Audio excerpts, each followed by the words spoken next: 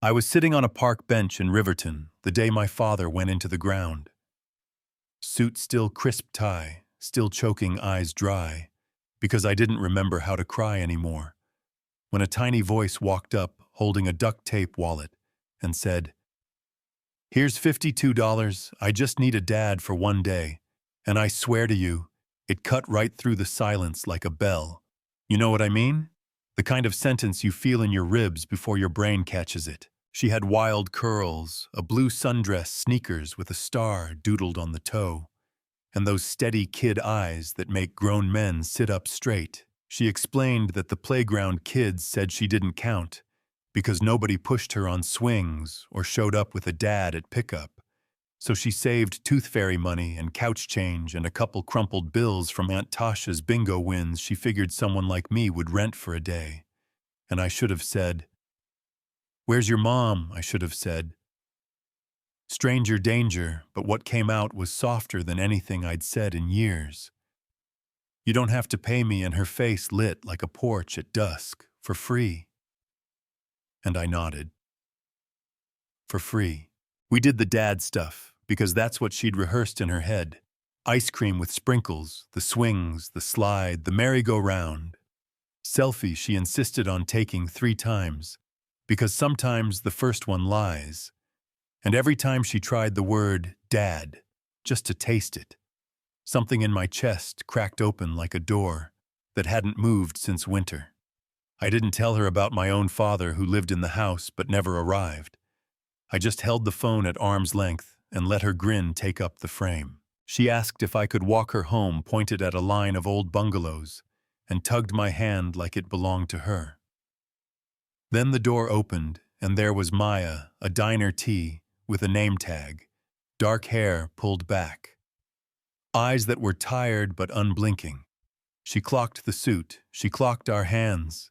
She asked Sophie, "Baby, who is this?" And the little one hoisted the duct tape wallet like a trophy. "This is my dad, just for today. I paid well. He said it was free and my mouth went dry." I stepped forward with my palms where she could see them and said, "I'm Graham. She came up to me at the park. I didn't take her money. Here's my card. I just wanted her safe and laughing." And Maya didn't look at the card. She looked at me like she was measuring what kind of trouble I was, the kind you shake off in an hour, or the kind that takes years to fix. Then she said, "Thank you for walking her home, not mean, not sweet, just steel wrapped in fatigue." And I left, and I told myself that would be the end. My skyline view that night felt like expensive wallpaper numbers blurred. I opened my desk drawer, and there was the selfie. She made me take her arms around my neck like they'd always belonged there. My smile, not corporate, not polite, real. And the next morning I went back without a plan. Tell me that's not how life works. Sometimes you put the tie on and still lead with your heart. The door swung open before I could knock Maya in an apron with her keys in hand. Surprise flaring and then settling. "We're fine, I'm headed to the morning shift." And from inside a voice exploded. "Is that my dad again?" And Sophie barreled out with a half-closed backpack and untied sneakers. "Mom can, he walked me to school. Please," the kids said things. "And I want them to see, and you could watch Maya do the math. Safety versus dignity versus how much a small person can carry." Then she nodded, "Straight there. Then you both go." And we did, her hand folded into mine like it had always known the shape at the gate. She squared up to a boy in a dinosaur shirt and announced, "You said I made him up. This is my dad, he fixes things." The principal stepped out with sensible flats and a clipboard shield. "Are you on the pickup list? Not unkind, not warm." And Sophie said, "He's on the everything list. He's free though." And I handed over my card. "I'll do whatever paperwork you need." And the principal, who had seen weird turn into family before, nodded like a woman who would keep us honest, but not cruel. A day later, the phone rang. "It's Maya," she said, TV in the background, a kid trying to whisper and failing. "She wants to make cupcakes. I work late if you can't just say so." And I showed up with a grocery bag and more nerves than I take into investor calls. We made a mess, flour like snow on the floor, frosting on my tie, laughter loud enough to shake the walls. And when bedtime came, I read with a pirate voice I didn't know I had. Maya did sound effects. And halfway through, eyes half closed, Sophie whispered, "I wish Dad wasn't just for one day." And neither of us looked at the other, but we both heard it landing. Then came the first storm. The school called and said she'd been crying. I got there before Maya because my office is closer, and because I ran, little shoulders shaking on a bench, stuffed giraffe pressed to her face. They said, "You're not real." They said, "You'll leave if I mess up." And I knelt on the concrete, pulled her hands down so she could see my face. "I'm not going anywhere. Even if you cry every day, even if you spill the juice and lose your star sticker and sometimes yell. Being your dad isn't about perfect. It's about staying, and I'm staying. If you'll let me." And she launched at me like a small rocket and clung, and on the second-floor walkway, I saw Maya watching with her hand over her mouth, like something inside her finally clicked into place. If you know, you know. Not everyone cheered. A PTA voice with perfect hair and ice for blood told me about background checks and optics. The kind of smile that only happens from the nose down. "Are you the temporary arrangement?" And I said, "I understand optics, and I'll do every check you have meanwhile. If you need a class reader, I do a decent pirate." And she said, "Funny," and pivoted like a villain who got it tailored, and at work, my CFO.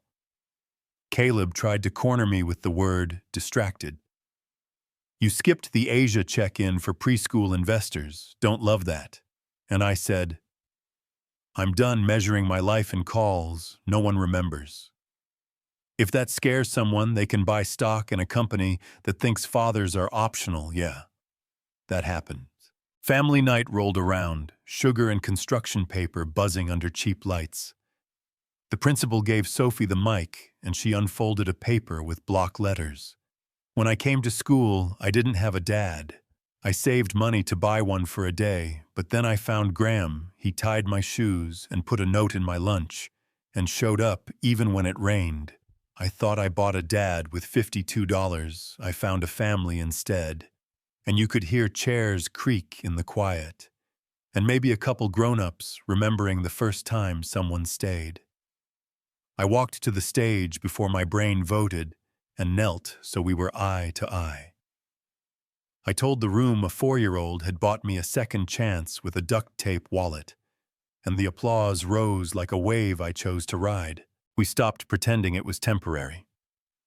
I found a rental with a backyard big enough for a plastic slide and a patch of dirt that could forgive beginners.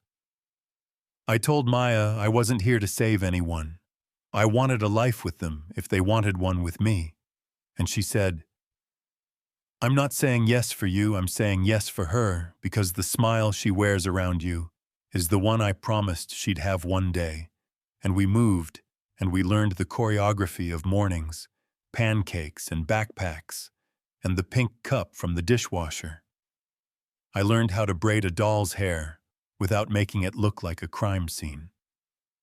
She learned that if she fell asleep on my chest during cartoons, I wasn't moving until she did. We planted sunflowers along the fence and checked them every morning. "They're slow," she'd say. "They're staying," I'd answer. Here's the twist: nobody ordered 2 weeks into the new normal.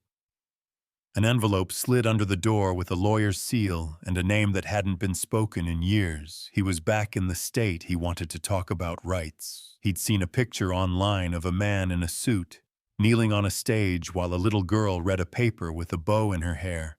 And he had questions he was ready to turn into demands.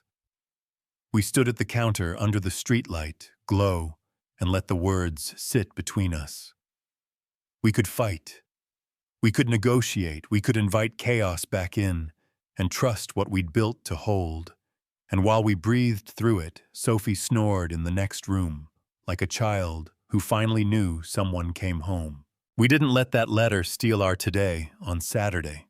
We spread a blanket in the yard, lemonade sweating in plastic cups, cupcakes we didn't need. And Sophie handed me a folded page with crayon hearts that said, Dear Daddy, I don't want to hire a dad anymore. I just want you forever. And I didn't have a speech. Just a small box I'd been carrying, and the simple truth. I know I arrived by accident. I know a kid's hope is sacred. I want to honor it by the way I stay, if you'll let me. I want to be your family, not for one day, but for as long as you'll have me. And Maya put one hand to her mouth the way she did on that school stair, and the other hand in mine. I wasn't waiting for perfect, she said. I was waiting for real, and she said yes, and Sophie spun in circles until the grass caught her laughing. Like the world finally sounded the way she always thought it could. It would be cleaner to end there. But life doesn't care about tidy bows. The letter still exists. The man who left might return with a judge and a stack of arguments. And the man who stayed will show up with breakfast and the green sweater and a promise tomorrow morning. I'll walk her to the gate and she'll plant one foot inside and look back to make sure I'm still there, and I will be. That's what I know how to promise. So tell me, if you were in our shoes, who is right, when someone who left wants back in, and someone who stayed is ready to fight? What makes a parent real in your eyes? Blood time sacrifice love that looks ordinary and shows up anyway. Drop your take in the comments. Tell me where you're watching from, share a story you've seen up close. And if this hit a nerve, tap subscribe so we can